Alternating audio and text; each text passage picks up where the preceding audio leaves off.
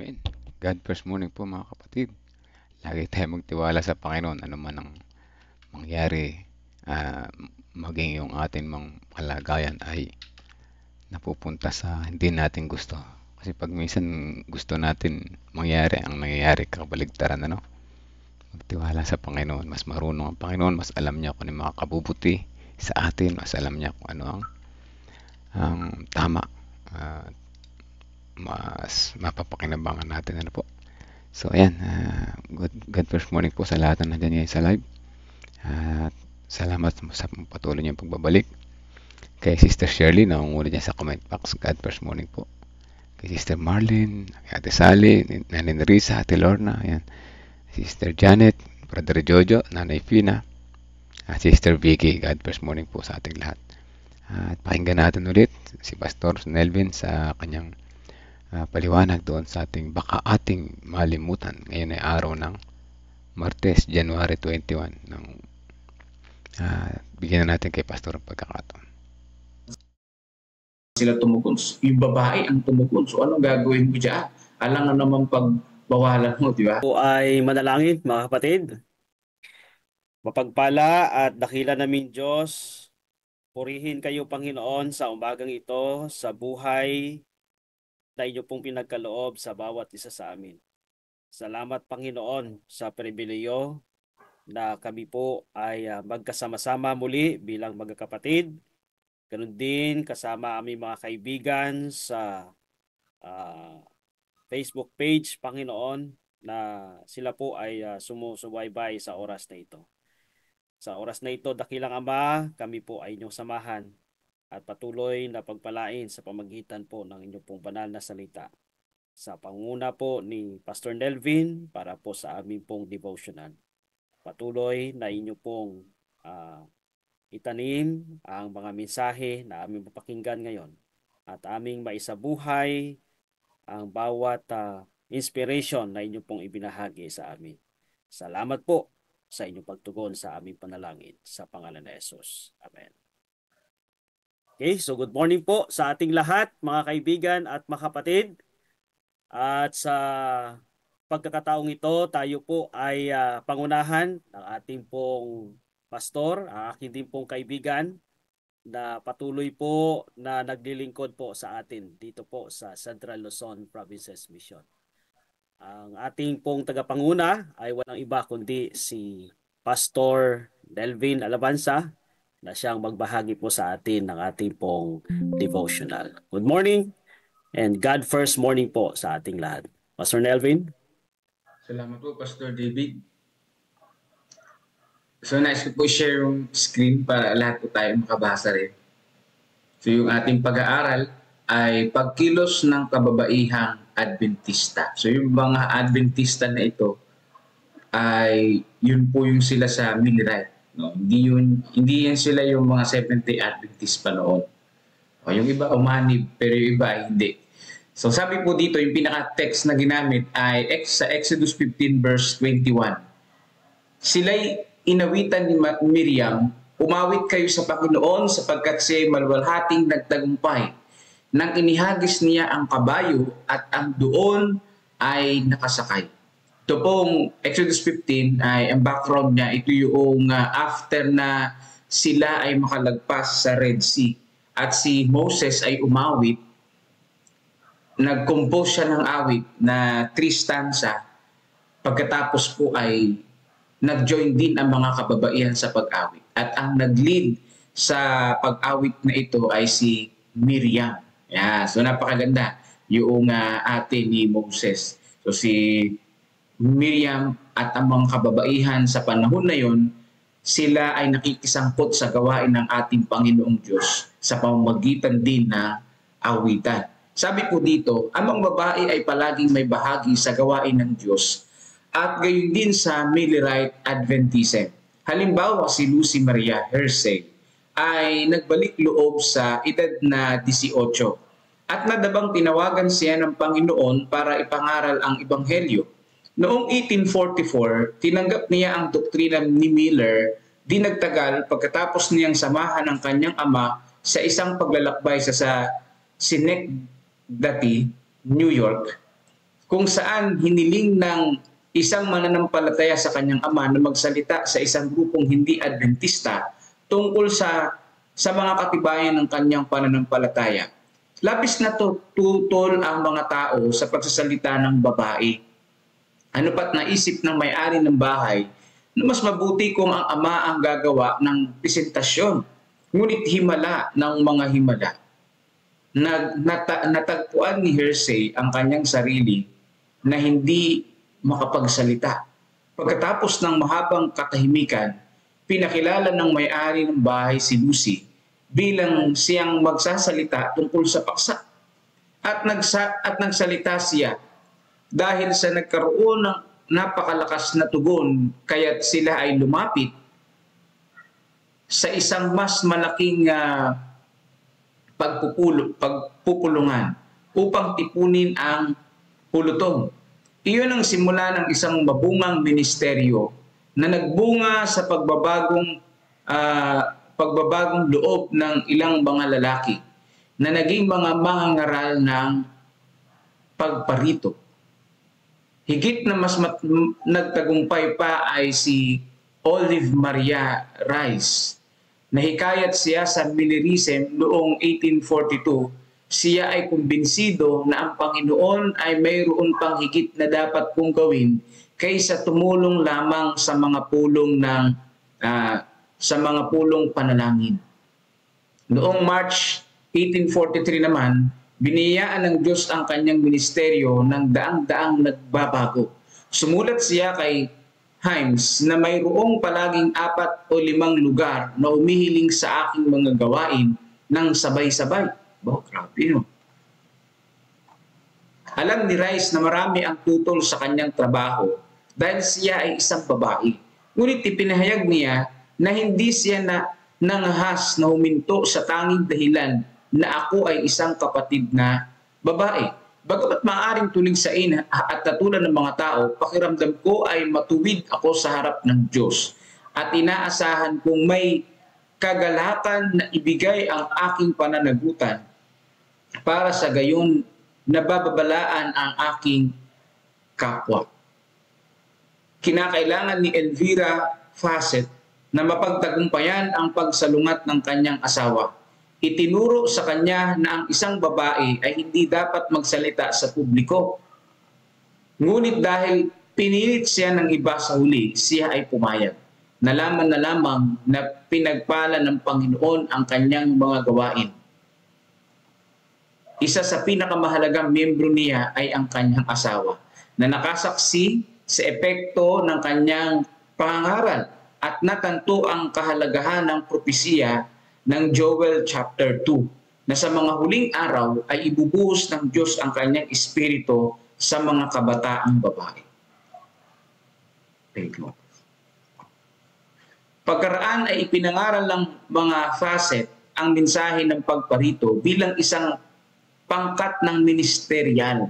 Ang mabuting balita ay tinatawag tayong lahat ng Diyos upang ipahayag ang kanyang mensahe. At pagpapalain niya tayo kapag sumuko tayo sa kanyang kalooban. Sila'y inawitan ni Mariam. Ito po yung text natin. Umawit kayo sa Panginoon sapagkat siya'y maluwalhating nagtagumpay nang inihagis niya ang kabayo at ang doon ay nakasakay. So, sa ating pong devotional na ito, mga kapatid, ay nakita po natin na sa gawain ng ating Panginoong Diyos sa pagpapalaganap ng mabuting balita, ito po ay hindi lamang gawain basta ng mga lalaki. No? Ito rin po ay may karapatan din na mangaral o magbahagi ng kabutihan ng Panginoong Diyos ang mga kababaihan. Pwede pong makisangkot ang mga kababaihan sa pagpapalaganap ng mabuting balita. Lalong-lalo na kung wala namang lalaki dun sa lugar na malakas ang loob. May mga lugar na talagang yung mga lalaki ay wala silang kakayanan na magsalita. May ganung lugar. At makikita mo, yung mga babae pa yung malalakas na ang loob magsalita. Kaya po, kung ikayo po ay nandito ngayon sa ating live, dito sa ating Zoom, na nakikinig po kayo ngayon mga kababaihan, mga nanay, mga kabataang babae, huwag kayong mahihiya na sabihin ang kaligtasan ay sa ating Panginoong Hesus. Huwag po kayong mahihiya na ibahagi ang mabuting balita. Ito man ay sa pamamagitan ng pag-awit o ng pagsasalita. Ayan. Lagi nating tatandaan, no, hindi nakakahiya ang pangangaral.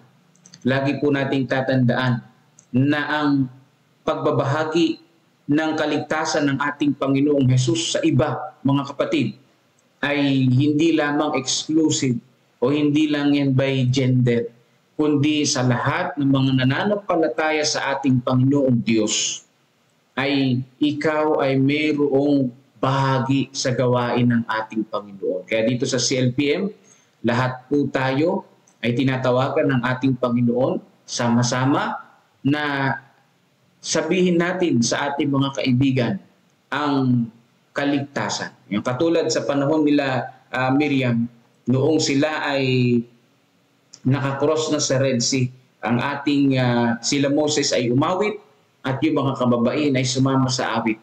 Tanda ng pasasalamat at pag-recognize na ang Panginoong Diyos ang kanilang tagapagligtas. Kaya sa mga oras na ito, lagi i-recognize din natin na Panginoong Diyos ang nagligtas sa atin, ang Panginoong Diyos ang nagbigay sa atin ng buhay. Hindi niya tayo pinabayaan, mga kapatid. Kaya tayo ay sama-sama. Katulad sa panahon ng Middle Right Movement, no, natala ang mga kababaihan na sila rin ay nagpatotoo sa ikalawang pagdating ng ating Panginoon. Nagsalita sila. At noong sa panahon nga ni Mrs. Ellen G. White, siya yung tumugon para ibahagi yung mga propesiya, yung panawagan ng ating pong Panginoong Diyos. Diba sa panahon na yun, diba, yung dalawang lalaki na tinap ng ating Panginoon, hindi naman sila tumugon. Yung babae ang tumugon. So anong gagawin mo dyan? Alang naman pagbawalan mo, di ba? So, salamat sa Panginoong Diyos, mga kapatid. Lahat tayo ay kabahagi sa gawain ng ating pong Panginoong Diyos. Muli po, happy God first morning po sa inyo pong lahat. Pastor David. Okay, maraming salamat po, Pastor Delvin, sa iyo pong panguna at kayo din sa ating pong reflection. So, mga kapatid, walang imposible po sa Panginoon Diyos. Lalo higit pag tayo po ay nagpagamit sa ating Panginoon.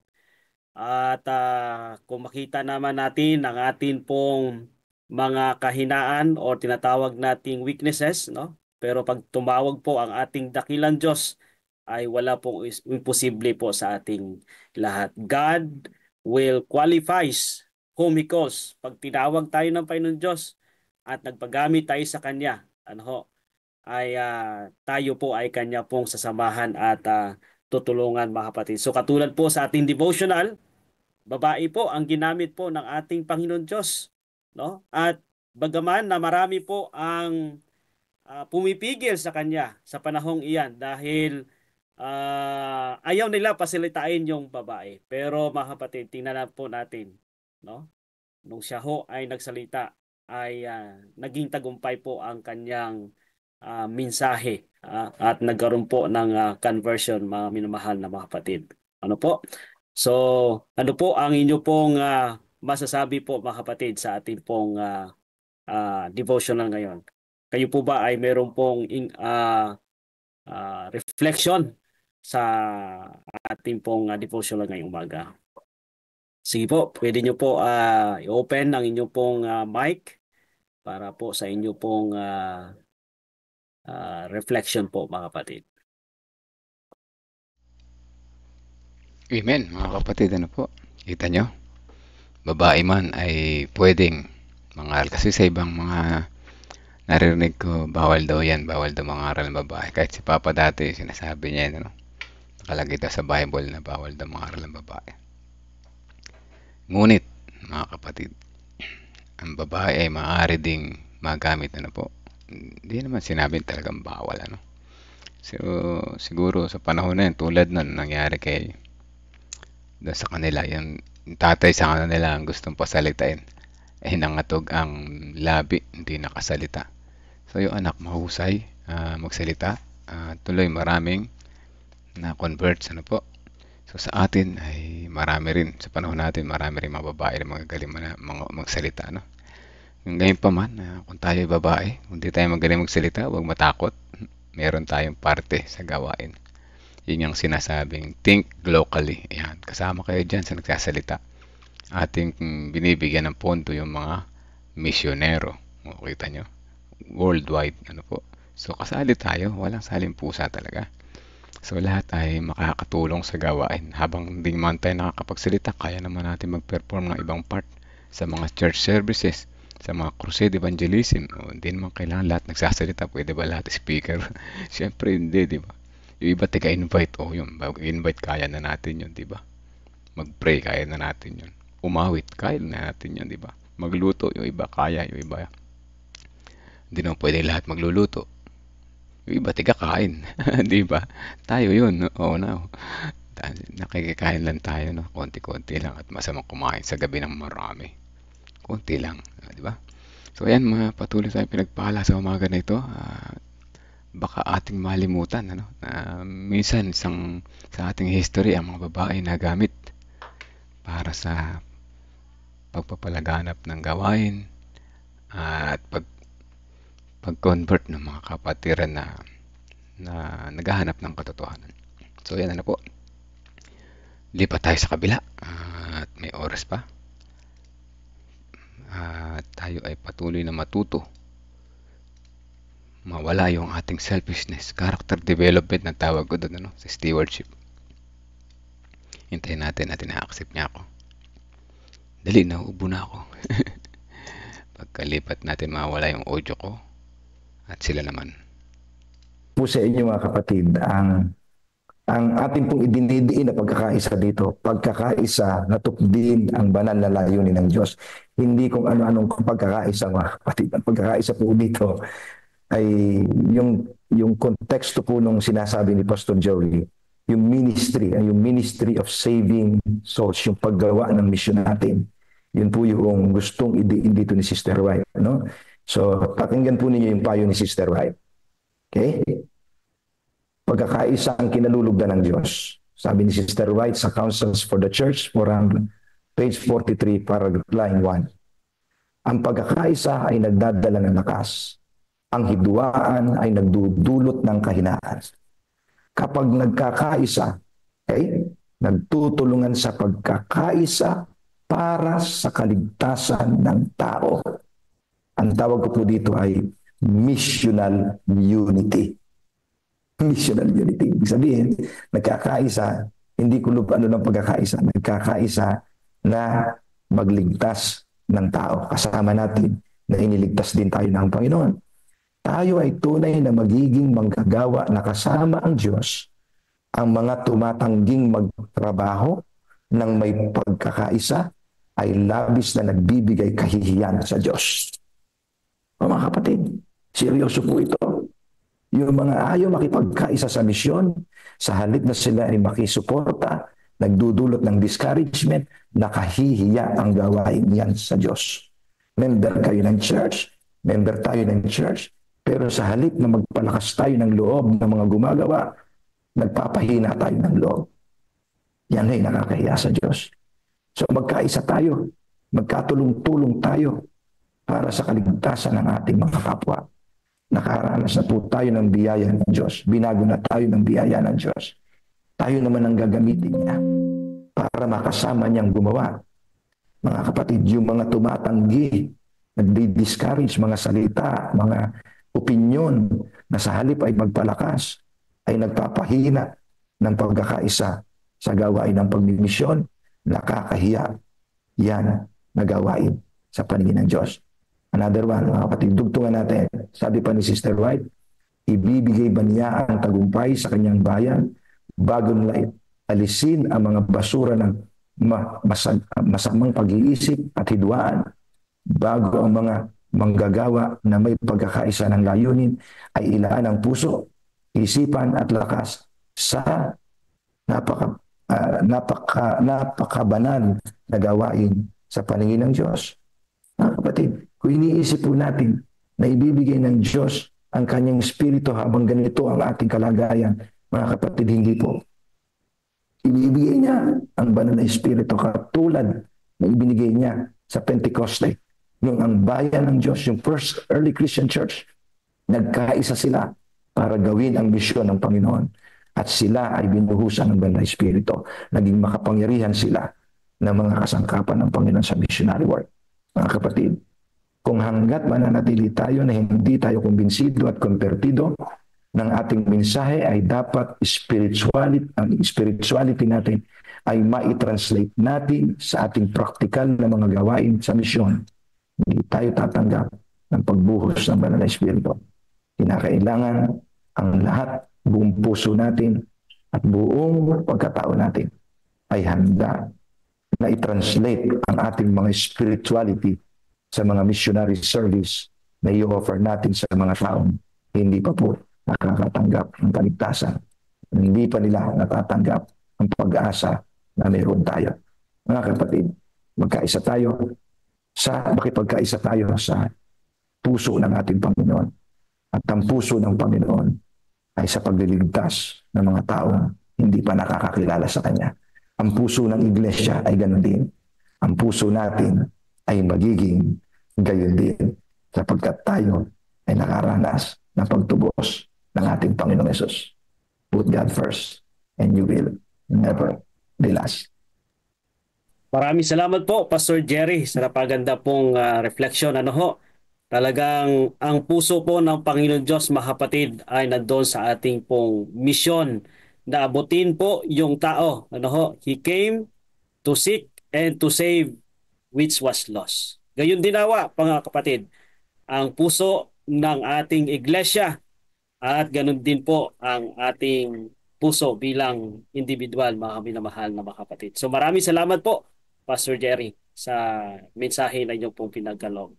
So mga kapatid, wala na po tayong oras. Tayo po ay dadako sa ating pong pag-aaral sa umagang ito na pangunahan naman po tayo ni Brother Jericho Diwa.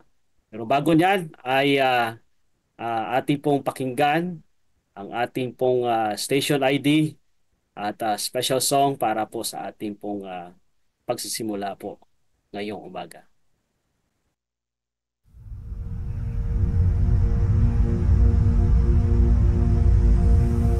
After Jesus returned to heaven, his disciples remained with the awesome task of taking the gospel to the whole world.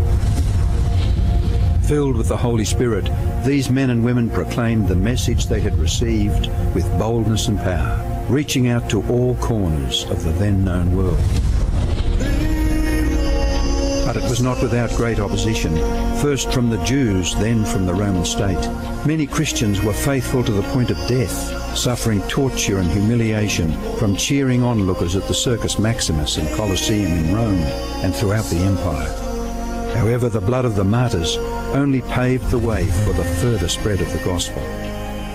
After years of persecution by the Roman emperors, one of them, Constantine, professed conversion to Christianity in 312 AD.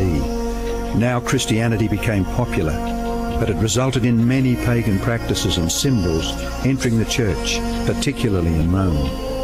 The Bishop of Rome assumed more and more power and authority and began to oppose and oppress all who recognized Jesus alone as the head of the church and who accepted the Bible alone as the supreme authority. To escape this increasing persecution, God's true people withdrew to the wilderness areas of Europe. In northern Italy, the Waldenses took refuge in the mountains. While many were slain, the light continued to shine in the darkness. God was still in control, and he began to raise up men like Wycliffe, Huss, Tyndale, Luther, Calvin and Zwingli to stand for his truth. They stood for the Bible alone, faith alone and Christ alone. In 1798, in fulfillment of Bible prophecy in the book of Daniel, the religious and political supremacy of the Roman Church was temporarily reduced when General Berthier removed Pope Pius VI from his throne. Consequently, in the decades that followed, there arose a great awakening of interest in the prophecies of Daniel, and many were convinced Jesus was soon to return.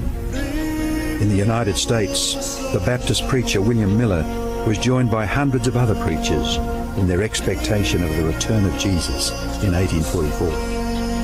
However, when Christ did not return in 1844, further Bible study led a small group to discover that Christ's ministry in the heavenly sanctuary was an explanation for their great disappointment. They discovered that the Bible taught that the seventh day was the Sabbath that Jesus had set aside for his people. Slowly they came to understand that their mission was to preach the three angels' messages of Revelation 14. Their goal as Seventh-day Adventists was to preach with power the everlasting gospel and to prepare the world for Christ's return. More than 160 years have now passed. Years that have brought 2 world wars, numerous military campaigns, financial depressions, the rise of atheism and secularism, as well as a booming world population, with natural disasters increasing in frequency and intensity. Today, the Church's mission and message is more relevant and urgent than ever in its history. Jesus is coming soon, and the world must be warned. Prepare to meet your God.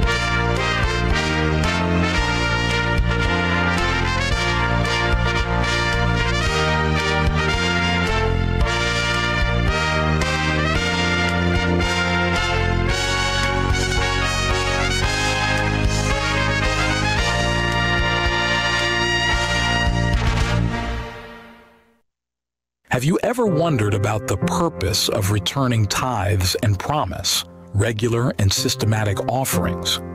Would we be correct to say that the primary purpose for returning tithes and promise offerings is to advance the Church's mission? Well, let's first differentiate between the use of tithes and offerings, which is, of course, to advance God's mission, and the purpose that should move us to give them. Then there is another question. Which one is God willing to receive the most, tithes and offerings or our hearts? You are right. The Lord says, "My son, give me your heart and let your eyes observe my ways." Character development is meant here. But why then does he ask us also to return our tithes and offerings? The truth is that our hearts always follow our resources. That is why Jesus said that wherever our treasure is, there your heart will be also. Ellen G. White says it in another way. This tithing system I saw would develop character and manifest the true state of the heart. Returning tithes and offerings aims to develop character and manifest what truly rules our hearts. Tithes and offerings are used to advance the cause of God, but the purpose of returning tithes and offerings is the development of our character. So when we talk about faithfulness in church or to our children, we shouldn't just argue that God's cause needs resources and that the mission needs to advance and therefore we need to be faithful. We should really emphasize how our hearts drift away from God when selfishness takes over and we are not faithful to Him.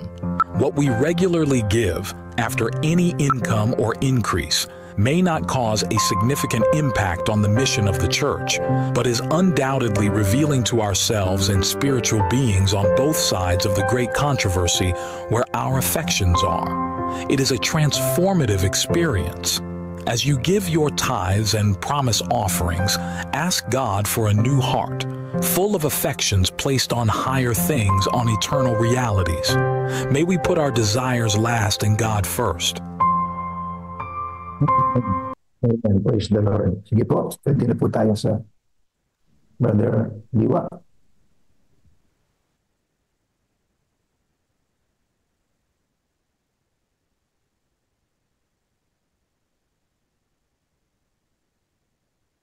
Okay, happy po God first morning po sa ating lahat, mga kapatid, sa lahat po na nasa Zoom platform natin at sa mga nasa Facebook Live.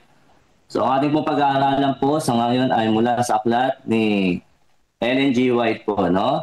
Na Council on Stewardship chapter 9.2. Okay, nais ko pong share po, pa-share po screen po sa may PowerPoint po.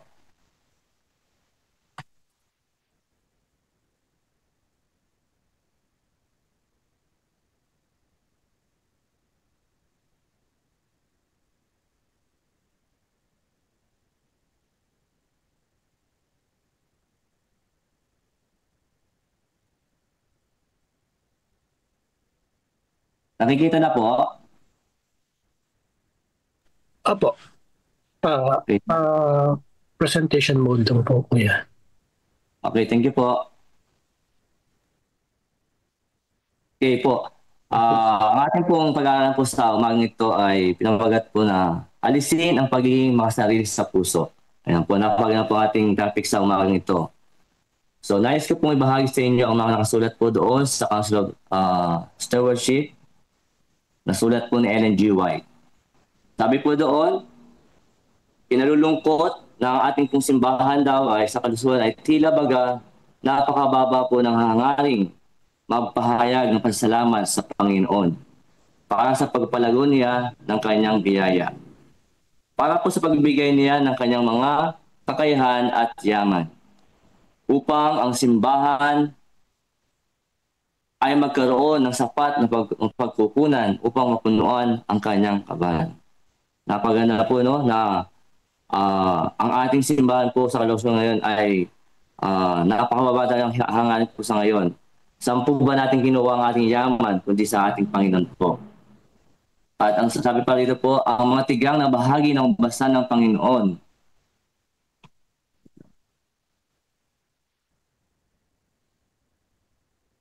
sa Diyos ay sinasabi po na pinabayaan ako ng mga tao sa pagpapabaya ng mga tao sa kanyang kapwa na manatili sa pagkakagapos ng pangangailangan at kahirapan. Hinahayaan nilang si Satanas ay hamakin ng Diyos dahil sa pagpapahintulot nilang magdusa ang kanyang mga anak para sa mga pangailangan sa buhay.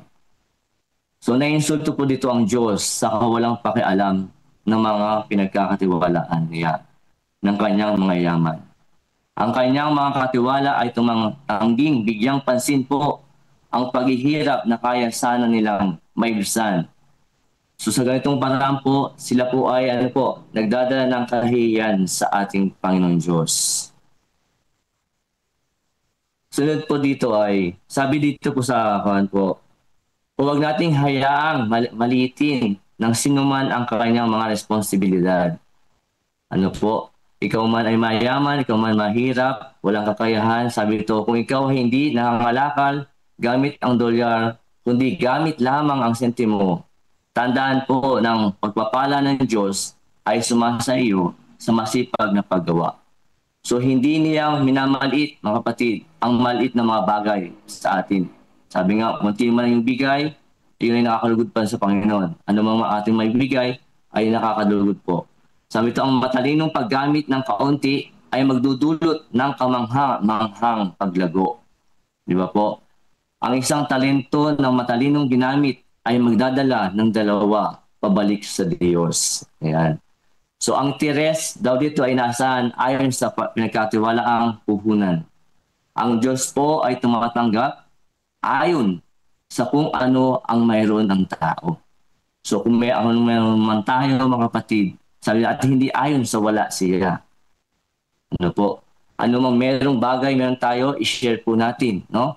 Tayo man ay pinagpala sa araw na ito, i-share natin, no? Dahil ang Panginoon ang siyang nagbibigay ng mga pagpapala sa atin sa araw-araw.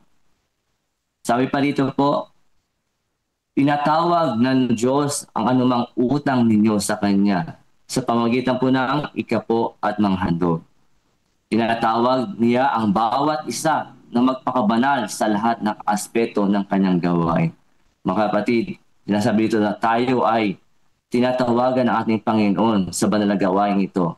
Ang ating misyon ay share ang ating mga pinagkukunan para sa ating misyong ito. Sabi, paggampanan ng tapat ang iyong bahagi sa iyong hinirang na tungkulin. Ano pa po dito? Magtrabaho ng masigasig na inaalala na si Kristo ay nasa iyong tabi. Nagpaplano, nagdidisenyo, nagtuturo para sa iyo. Ang Diyos ay may kakayahang pasaganain ang lahat ng biyaya sa inyo. Amen po ba, mga kapatid? Sabi ito, ang Diyos ay may kakayahang pasaganain ang lahat ng biyaya sa inyo.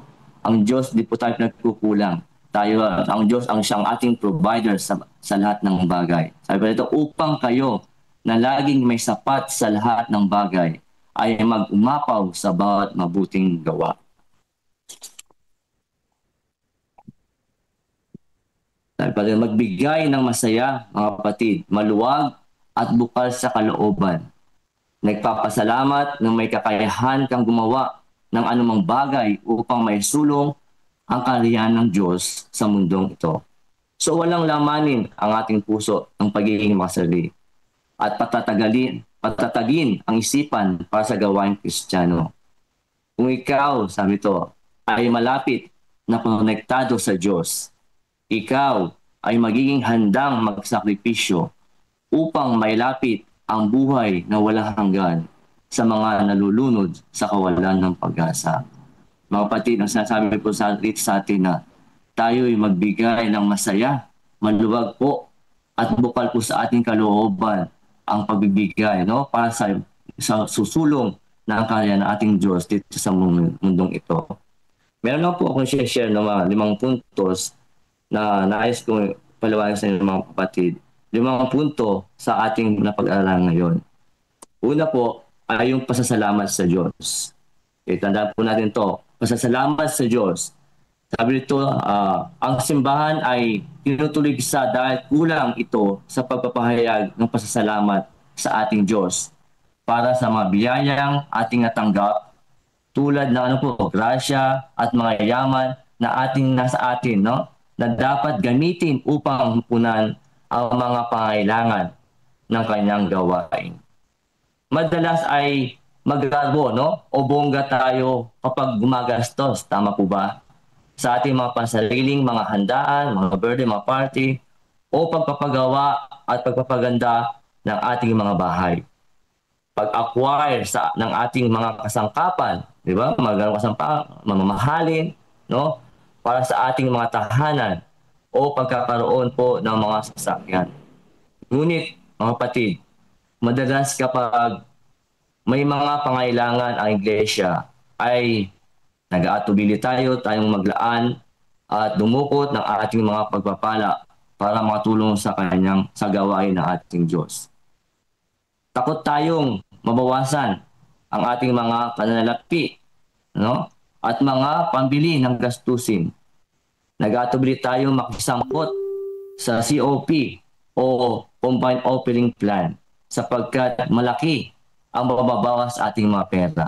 Ngunit, mga kapatid, sabi dito, ang ating paglalaan sa gawain ng Panginoon ay parang pag-iimpok ng ating kayamanan sa langit. Yun po ang number 1, mga kapatid, pasasalamat sa Diyos. Ano mang ating tinatangkilik, mga kapatid, ano mang ating mga nasa atin sa ngayon, ating ibahagi sa ating Panginoon para sa kanyang misyong ito. Pangalawa, pabaya sa kapwa. So ang mga lugar at tao na nangangailangan ng tulong ay parang umapela sa Diyos, mga kapatid. Dahil sa Dahil sa pagpababaya ng iba. Kapag pala hindi tayo nag-aabot ng pagtulong, mga kapatid, sa ating mga nangangailangan, ay pinapayagan pala nating mga tao na hamakin. Sino po? Si Satanas, ang Diyos. At ito ay nagdadala ng kahihiyan sa Kanya, mga kapatid. So sa panahon na nagkikibit, balikat tayo at hindi natin pinapansin ang panawagan ng pagtulong sa ating mga kapwa.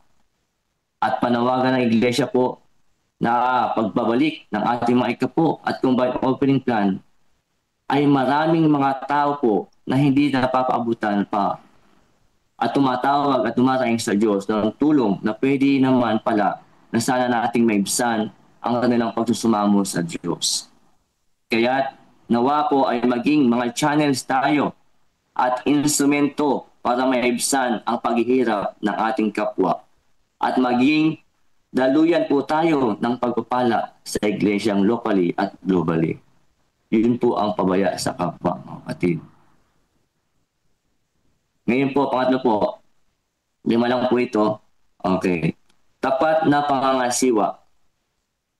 Sabi po dito na bilang mga katiwala po ng Diyos, ay kinakailangan po nating maging tapat tayo sa paggamit ng anumang ipinagkakatiwala niya sa atin.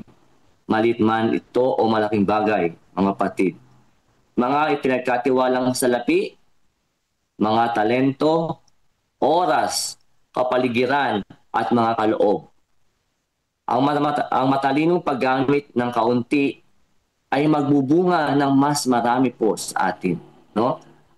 At ang Diyos ay nagpapala sa mga masikap at tapat na gumagamit ng kanyang mga ipinagkaloob sa atin. Nais ba natin na lumago ang anumang mga ipinagkatiwala ng Diyos sa atin? Atin itong ipanalangin, mga kapatid, upang atin itong matapat at masikap na mapangasiwaan at may paglingkod sa ating kapwa. At ang ika-4 po, mga kapatid, pagbibigay ng ikapo at handog. Hinihingi po ng Diyos sa atin na ibalik sa Kanya ang nararapat sa pamamagitan ng ikapo at mga handog. Ang pagbibigay ay dapat ginagawa ng may galak, mga kapatid. May pasasalamat at may layuning isulong ang kanyang gawain sa mundo. Sa pamagitan po ng pag-join natin sa pagbibigay ng combined offering plan, ay unti-unting magbabago ang ating mga ugali, mga kapatid. Ang ating buhay, no? Mababawasan ang ating mga ugaling pagkamasarili o selfishness. At makakatulong tayo sa paglago ng ating mga local na iglesia at mga pangailangan sa global church. Yun po, no? Pagbibigay ng ikapo. So dapat nating ibigay ang nararapat sa Panginoon, ang ikapo at handog, upang sa ikakagalak at pasalamat sa layunin natin isulong ang kanyang gawain sa mundong ito. At ikahuli po, mga kapatid, sakripisyo at pagtulong sa nangangailangan. Tayo po ay hinihikayat na alisin ang pagiging makasarili at maglaan po tayo ng panahon, yaman at kakayahan upang matulungan ang mga nangangailangan sa paggawa nito.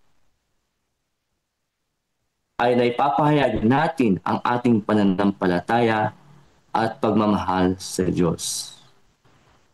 So, ang mensahe po mga kapatid ay hamon sa bawat isa na maging tapat tayo, maging masigasig tayo sa ating gawain at mapagbigay bilang bahagi ng gawain po ng ating Diyos.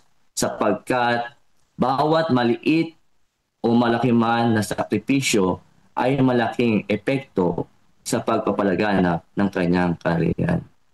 Ito lamang po mga kapatid ang ating may-share at God bless po sa ating nabasa sa umagang ito.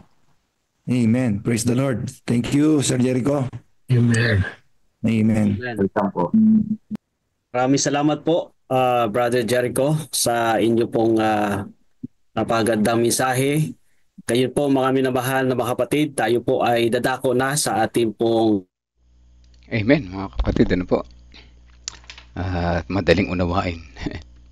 Kaya lang, yung iba nahihirapan gawin, ano po? Yan ay kailangan natin maunawaan muna, no?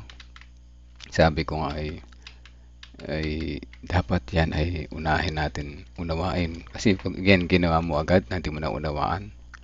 Kagabi nga napag-usapan namin sa aming short care group meeting, ano?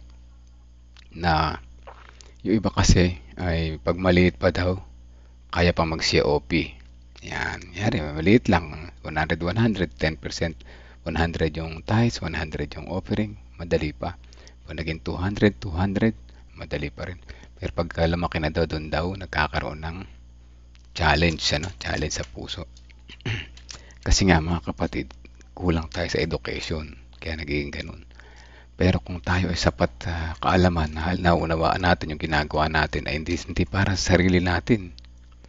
Kundi yan ay para sa gawain. Ano po? Ayan ay resulta ng ating pagmamahal sa Diyos. Ay pagbabalik natin ang pagmamahal sa Kanya dahil una niya tayong minahal. So yan, ano? At saka ito isa pa, no? Yung iba kasi pag malaki na yung ibibigay, ay ang laki na nito malaki na masyado ito para malaki mababawa sa akin. Yan ang nasa isip agad. Dapat natitignan natin yung mas malaki pang natitira na ibinigay ng Panginoon sa atin. Amen. Ano po? Bili mo 70, 80 pa yung matitira sa iyo. Ayaw mo pa? Maganda nga yung illustration ni treasurer doon sa kahapon sa Bungabon. Meron daw 2 bata na magkaibigan. Nangako sila sa isa't isa, sinama nila ang Panginoon sa kanilang pangako. Nanalangin sila, no? Na sila ay magiging tapat sa Panginoon sa tithes. At nang hindi naman sa kanilang paglaki, nagkahiwalay sila ng landas. Yung isang lalaki ay naging pastor. Yung isa naman ay naging businessman. Itong businessman unti-unting yumayaman pero patuloy na nagtatites, ano? 1,000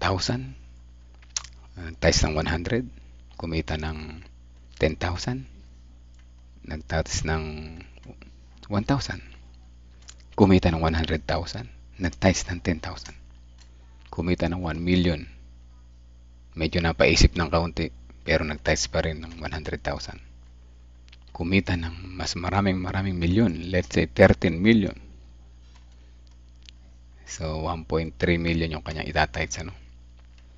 Dito na siya napaisip, masyado na raw malaki yung kanyang ibibigay. Naisip niya na kausapin niya yung kanyang kaibigan na pastor na nakipag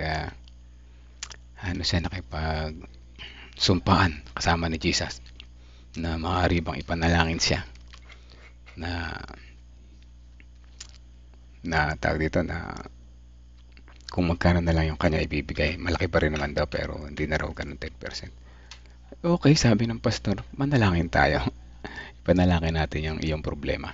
Nanalangin ng pastor, silang dalawa. Ang panalangin ng pastor ay, O dakilang Diyos, may problema ang aking kaibigan. Sa kanyang pagbabalik na ikapo, maaari po ba ibalik niyo sa kanya ang maliit na kita para siya maging tapat sa inyong pag-ikapo? Sa madaling salita mga kapatid, na in-stop nung negosyante yung prayer ng pastor, no? Hindi. Wag mo na ibalik. Wag na mag-iikap po na ako. Mag-iikap na ako kahit malaki, wag la ibalik sa maliit yung kita ko. Grabe mga kapatid, ano. Anong gusto niyo ibalik sa Panginoon, yung kita niyang maliit o ipagpatuloy yung malaki? Dalawa lang 'yan, ano. Dalawa lang 'yan. Ako mas gugustuhin ko doon ako sa malaki, kahit malaki yung ibigay ko. Bakit? Continuous naman na pagpapala, no? Continuous naman ang pagpapala. Sa aking reflection doon sa lesson na yun, tatlong bagay, ano po, tatlong puntos. Unang-una ay i-empty daw natin yung heart of selfishness. Alisin yung pusong makasarili. Ayan, ano. Pagka inalis mo yung pusong makasarili, siyempre ikaw ay magkakaroon ng liberality. Malaya ka magbibigay at abundant. Ano po? Hindi ka na selfish di ba? Pero yung pangatlong punto maganda. May pangako ang Panginoon. God will refill your hand. Kung ano man yung ibinigay mo, babalik ng Panginoon ulit. Ano? Pero sabi nga, wag nating asahan yung pangako niya na ibabalik. Huwag na tayong umasa na baka tayo mabigo. Ngunit patuloy na ibabalik ng Panginoon. Sabi nga ni Pastor Nelson, may nakita ba kayong nagtapat na nagbibigay ng ikapu at handog na naghirap? Wala. Bilang isang treasurer, alam kong wala. Dahil kilala ko yung mga tapat na nagbibigay at hindi sila naghihirap. Hindi sila pinaghirap ng Panginoon. Ano po? Sinare ko to sa isa naming kapatid. Totoo naman, ano? Kaya kung tayo daw ay naghihirap, financially, baka may kulang, sabi ni Pastor Nelson. Baka kulang tayo ng pagtatapat at pagtitiwala sa Panginoon na siya magpo-provide sa atin. God will provide, mga kapatid. Totoo yan. Maging ako ay experience ko yan. So, ayan, ano, yan ang ating magandang lesson sa umaga na ito. Nawa, ating maunawaan yung stewardship education. At kung gusto nyo balikan yung, kung meron kayong gustong share ng stewardship education, meron akong video niyan, ano, i-message nyo po ako. I-share ko yan kay Pastor Nelson matatapos ko ngayong araw para ipakalat niya sa district, ano po. Sabi ni Terebe, nakikita natin ang ating naibibigay pero hindi natin nakikita yung halaga na natitira. Tama, no? Paano nga selfish tayo, Ate Rebe, di ba? Kaya nga yun, ganun na nangyari. Dapat tingnan natin yung natira dahil binigay lahat ng Panginoon yun, ano? Habang lumalaki ang binibigay natin, mas lumalaki din ang naiiwan pa. Very good, totoo. Kasi percentage lang naman, hindi naman amount di ba? Sabi ko nga, wala, 13 million. Ano naman kung magbigay ka ng 20% doon, 10 plus 10, okay, gawin mo 10 plus 20 pa, ang laki pa rin na matitira, di ba? Ubusin ba lahat yun sa loob ng isang buwan? Hindi mauubos yun. O, ano man ang iyong pinagkakabal. Kaya pag gano'n nakalaki ang profit mo, sigurado napaka-busy mo na. Sana may oras ka pa sa Panginoon. Ay ako, hindi ko hinahayaan na wala akong oras sa Panginoon. Mas masarap may oras sa Panginoon, mga kapatid. Okay, yan, napapahaba yung aking reflection, ano? Sige, samahan niyo po ako, tayo manalangin, mga kapatid. Kung sino man dyan sa inyo ang nabibigatan ng puso na tanggapin itong ganitong sistema, ay mga kapatid, hindi ito bago, no? Hindi ito bago. Naunawaan ko to noong kahapon, sa bungabon. Hindi ito bago, dati pa ito. Ginagawa ng ating mga unang mga magulang Bible times. 10% tithes at ang kanilang offering ay pinakamaganda. Hayop, hindi yung bungi, hindi yung pilay, hindi yung may sakit, ano, pinakamaganda. Sa panahon natin, ano ngayon?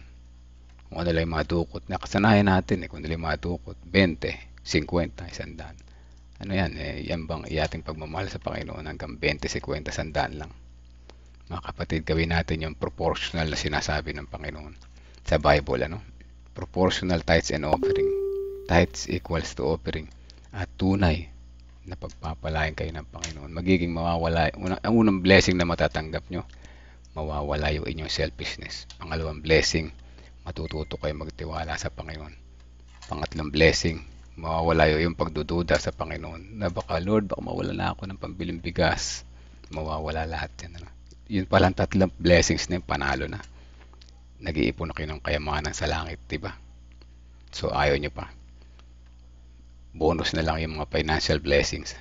Yung health, bonus na lang yan, ano? So yan, lahat ay naunawaan. Huwag kayong mag-alala sa stewardship education. May ako kayong i-remind. Para naman tayo hindi makalimot. Baka ating malimutan, di ba? Sige po, tayo manalangin mga kapatid. Baka makalimutan ko si Ate Rebe, hindi ko naisulat dito. Sige po. Let's pray po.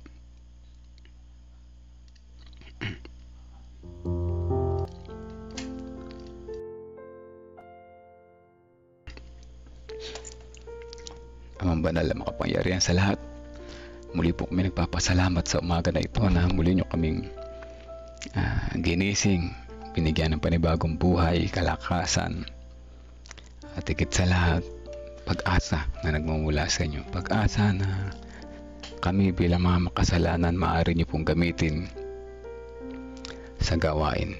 Kagaya ng nabasa namin sa devotional na ang mga kababaihan, maging ang kababaihan ay pwedeng gamitin sa pangaral, sa pag-gawain. At kaya kami natutuwa, ano man ang aming kalagayan, pantay-pantay na kami inyo nilikha. May kanya-kanyang mga talento, may kanya-kanyang mga kakayanan sa gawain, kung saan makakatulong kami. O dakilan Diyos, tulungan niyo po kami na kami ay maging ang puso namin ay nasa gawain, naunahin namin kayo.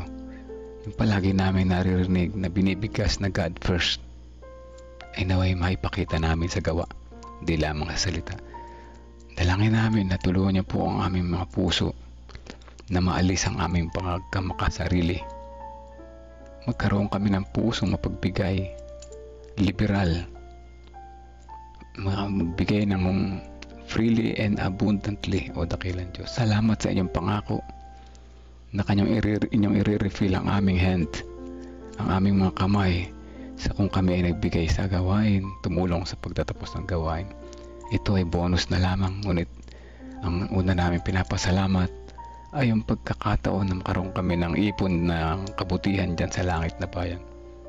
Mawawala ang aming selfishness, mawawala ang aming doubts, mawawala ang aming fear, ang aming pride, o dakilan Diyos, kapag naunawaan namin ang pagiging mabuting katiwala. Maraming salamat sa inyong pagmamahal. Tunay ramdam po namin ang inyong pag-ibig. Sa umaga na ito may mga prayer request po kami. Nais namin isama sa panalangin ng bawat isa na nakikinig ngayon, na kasama namin na nalangin. Kami po ay may mga kahilingan sa aming puso na nais namin isama sa prayer na ito. Gayon din si Sister Abel Hermino, pinagpatuloy niya ang kanyang treatment sa pamamagitan ng herbal.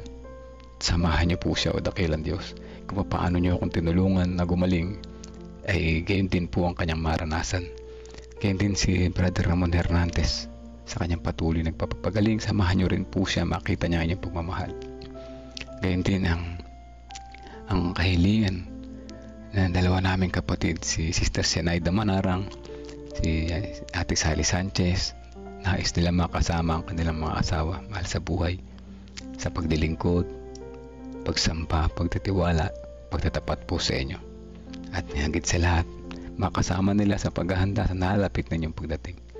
Dalangin din namin ng patuloy ang comfort sa family ng Alfindo sa pagkawala ng kanilang haligi ng tahanan. Ay patuloy nyo silang i-comfort, padama ang inyong pagmamahal sa kanila. Dalangin din po namin si Tatay Divino Alabanza na naka-schedule para sa operasyon. Nawa ito'y mangyari sa lalong madaling panahon. Ipagkaloob po sa kanilang mga pangailangan at patuloy na kagalingan kay Tatay Divino Alabanza. Dalangin din po namin patuloy si Sister Estrella Joy Arilia. Siya po ay naghahangad na magkaroon ng permanent visa, working and permanent residential doon sa kanyang kinaroroonan, upang siya ay mawala yung kanyang mabawasan yung kanyang mga pag-aalala at magkaroon ng maayos na pamumuhay para sa kanyang pamilya, makatulong din siya sa gawain, o dakilan Diyos. Nais namin na siya ay patuloy na ilapit sa inyo. Pangunahan po siya patuloy sa kanyang mga pangarap, sa kanyang mga pagdesisyon sa buhay, na siya ay laging nakakonect po sa inyo at hindi mapalayo, o dakilan Diyos. Kung paano siyang minamahal ng kanyang mga magulang, alam namin na siya po ay inyong mahal din naman. at nawa patuloy na kalusugan ng pangatawan at espiritual na kanyang maranasan. Dalangin din po namin si Brother Buboy kung saan papatuloy sa kanyang training na ito'y papatapos na. Patuloy naman na kalusugan ang kanyang maranasan niya na hindi siya magkasakit, at sa training niya na ito magamit niya sa ikaunlad sa kanyang trabaho. O dakilan Diyos, patuloy namin siya sinasama sa panalangin. Kung paano siyang sinamahan sa mga nagdaang panahon, ay gayon din naman nasamahan niyo patuloy siya. Huwag siyang mapalayo sa inyo sa bawat oras, sa bawat sandali. At kayo po ang manguna sa kanyang mga puso at isipan, sa kanyang mga plano, sa mga pagdedesisyon sa buhay, na palagi niya kayong makasama. Amin din patuloy na dinadalangin si Sister Hazel kung saan siya ay may pinagdarahan ng mabigat sa buhay. Ang kanyang financial health ay sabay-sabay na bumabagsak. Nawa samahan po siya patuloy ang kanyang pagtitiwala sa inyo, dakilan Diyos. Siya ay samahan niya po na kasi maka-recover sa kanyang mga pagkawalan. Dalangin din po namin patuloy ang mga nakikinig ngayon.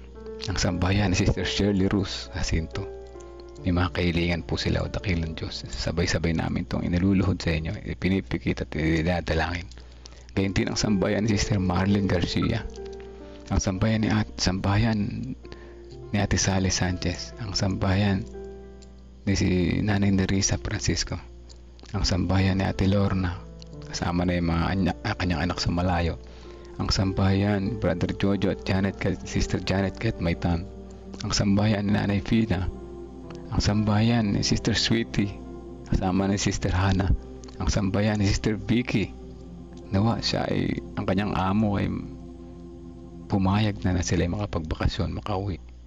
Gayun din ang sambayan ni Sister Nympha Rivera, ang sambayan ni Ma'am Femi, kasama na yung mga guys, pupils, parents, and teachers, o dakilan Diyos. Meron din kaming panalangin, pangarap namin na maging single grade ang aming paaralan. At higit sa lahat, magkaroon ng high school. Alam namin ito'y pagkakaloob ninyo sa tamang panahon na inyong kalooban. Dalangin din po namin ang sambayan ni Sister Sinaida Manarang, ang sambayan ni Sister Belinda Salvania, ang sambayan ni Ate Mitch, ang sambayan ni Sister Mildred, ang sambayan ni Sister Teresita Dairet Reyes, ang sambayan ni Kuya Melchor Canlas, ang sambayan ni Kuya Monching Canlas, ang sambayan ni Kuya Narsing Canlas, ang sambayan ni Sister Juliet Barcibal, ang sambayan ni Ate Revi, kasama na yung buong Church ng San Leonardo, ang sambayan ni Sister Teresita Ladia. O dakilan Diyos, marami kaming mga kahilingan. Kung aming iisa-isahin, hindi namin mababasa lahat. Ngunit kayo po'y nariyan, alam namin, kasama namin sa kaming kalagitnaan sa mga sandali na ito. Ito po ang lahat ay inyong dinggin ayon sa inyong kalooban para sa aming kabubuti. Patawad po saan man kami nagkulat at nagkasala. In Jesus' name we pray. Amen. Amen.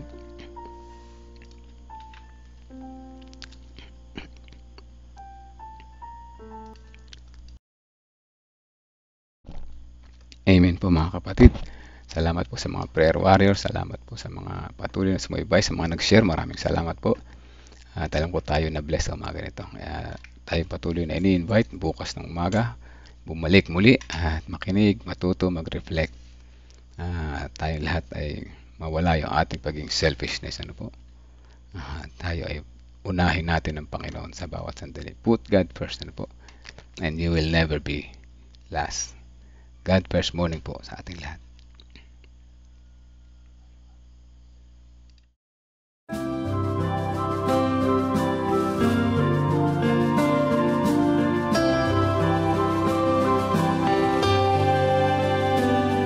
I hear the voice of Jesus calling.